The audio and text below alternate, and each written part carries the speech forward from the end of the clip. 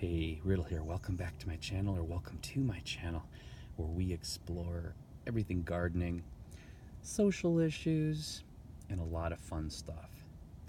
I want to turn you on to a variety of squash that I tried this year. This ribbed zucchini, it was an heirloom variety from Italy. You can see they also have the Italian name, but I am not going to insult my Italian viewers and try to pronounce that.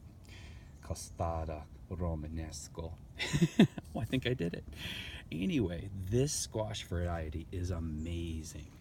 We're talking giant leaves, so you have to give it a lot of room in the garden, and it's one of those that kind of crawls along.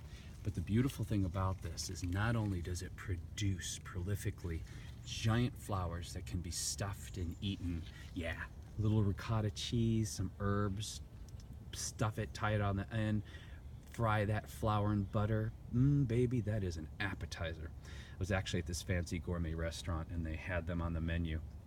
So it's a thing. But the squash itself is so tender and it's large right off the bat. So you can pick it at any size.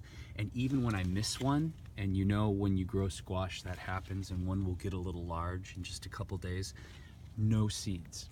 Like, the seeds are so small, and it's such a fleshy, amazing variety of zucchini. Highly recommended this one. I'd never seen it before. I bought it in this little specialty nursery, and I've been thrilled with it. So there you go. Try the ribbed zucchini if you can find the seeds. Of course, I'm going to try to let a couple of these go there, but they're going to be like the size of a house in order to let one mature enough to get the seeds out of it. But yeah, what I do is I collect a lot of my own seeds and keep them going from year to year to year. One thing, it guarantees it's organic and non-GMO. The second thing saves me a lot of money. What you do is you wait till the end of the harvest. So just when this plant is starting to look crappy, like these zucchinis over here, the last couple fruits on it allow them to just go full out and over mature, and then harvest your seeds from those last couple fruits and then remove your plant. And that's the best way to gather seeds. And I'm doing that right now with my peas.